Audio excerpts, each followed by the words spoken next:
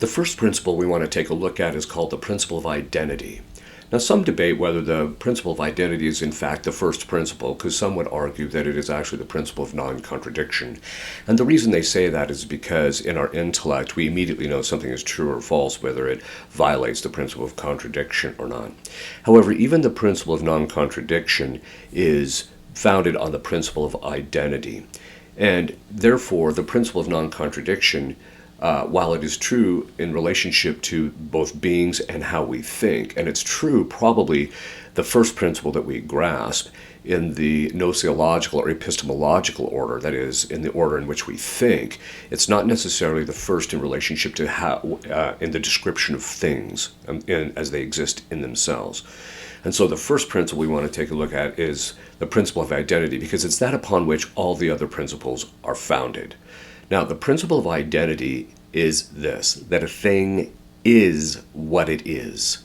Let me say that again. A thing is what it is. Now, it sounds like a tautology, which basically means that the subject and the predicate seem to be the same. But this is an important principle that is actually being denied even today. Let me give you a couple of examples. And this is how we actually know as human beings, those who have use of right reason, actually know, or just rational, actually know that some of the things we see on TV are false because of the fact that it violates the principle of identity. For example, you will see a news reporter standing there with, in the background, the building is in flames, and they'll tell us that this is mostly a peaceful protest. Well, that's not what that is.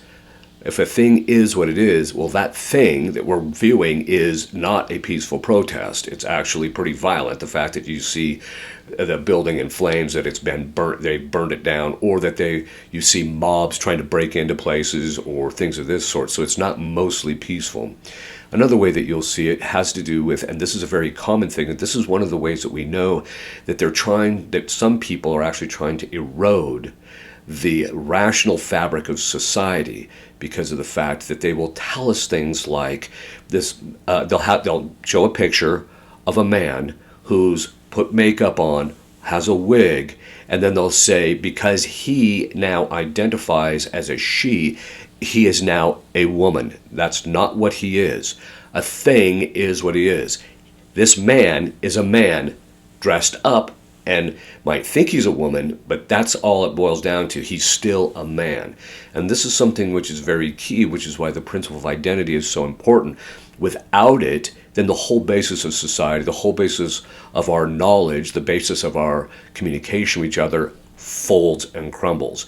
And this is one of the reasons why when you watch the news media and they're constantly telling you something is other than it actually is, that tells you they're violating the principle of identity.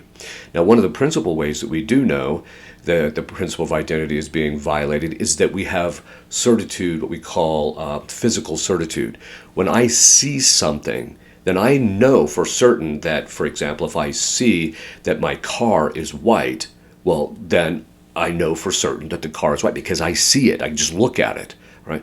Well, then what happens is over the course of time, people, once they start using the use of reason, they can actually begin to think that a thing isn't what it is, that a man is actually a woman, and things of that sort. In fact, just the phrase a man is a woman is actually contradictory. They would say, well, it's not a man anymore, it's a woman. No, it's still a guy.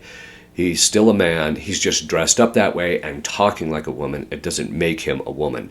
And so always remember that principle, that when you see those kinds of things going on in the mainstream news media or in any other kind of media, that it's simply a violation of the principle of identity.